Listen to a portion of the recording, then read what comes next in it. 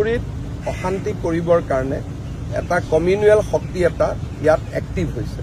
ধুবুৰীত ৰাতি shoot and site order দিয়া হৈছে। যোনে শিল মাৰিব পুলিচে ডাউট কৰিলে তাক গুলি মাৰিব।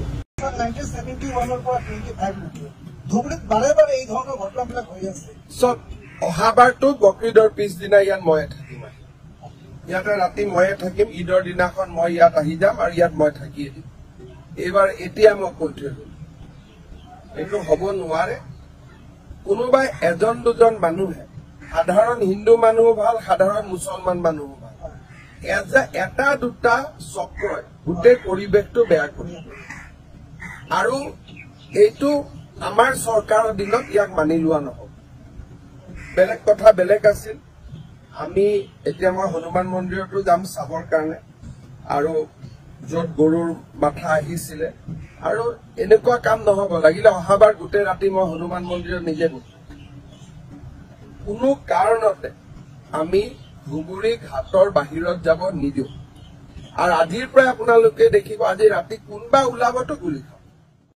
আৰু এটা এইবাৰ ডাঙৰ কথা হৈছে যে বকৰীদৰ সময়ত আগতেও মানুহে যি মাংস খায়, কিন্তু পশ্চিমবংগৰ পৰা ইমান গৰু নাহিছিলে। এইবাৰ হাজাৰ হাজাৰ গৰু কোনোবাই লৈ আহিছে। যিটো মোৰ নলেজত আহিছে, কোনে ব্যৱসায়টো আকৌ আৰম্ভ কৰিলে তাৰ ওপৰতো মই ইনকুৱাৰী কৰিব দিছো। আৰু যিসকলে এই ব্যৱসায়টো আৰম্ভ কৰিছে তেওঁলোককো মই এৰেষ্ট কৰিবৰ কাৰণে অৰ্ডাৰ দিছো। বাংলাদেশৰ যি পলিটিকেল ডেভেলপমেণ্ট হৈছে আৰু আমাৰ ৰাজ্যতো কিছুমান পলিটিকেল ডেভেলপমেণ্ট হৈ আছে, যাৰ পৰা এছাম ধৰ্মীয় উগ্ৰপন্থী মনোভাৱৰ লোক এটা নতুনকৈ তেওঁলোকে প্ৰাণ পাই উঠা আমি দেখা পাইছো। ছচিয়েল মিডিয়াতো এনেকুৱা মানুহ দেখিব আৰু বাস্তৱ জীৱনতো দেখিব। আৰু যোৱা 7 দিন ধৰি ধুবুৰীত যিখিনি ঘটনা হৈ আছে সেইখিনি অত্যন্ত নিন্দনীয় আৰু গৰ্হিত। এইটো এটা হনুমান মন্দিৰ। প্ৰথম দিনা ইয়াৰ সন্মুখত গৰুৰ কাটা মূৰ এটা থোৱা হৈছে, আৰু শান্তি কমিটি পিছ কমিটি হোৱাৰ পিছতো নেক্সট আকৌ গৰুৰ মূৰ থৈ গৈছে। এতিয়া এনেকুৱা ধৰণে যদি ঘটনাবোৰ চলি থাকে তেতিয়াহ'লে ৰাইজে যথেষ্ট অসুবিধাত পৰিব।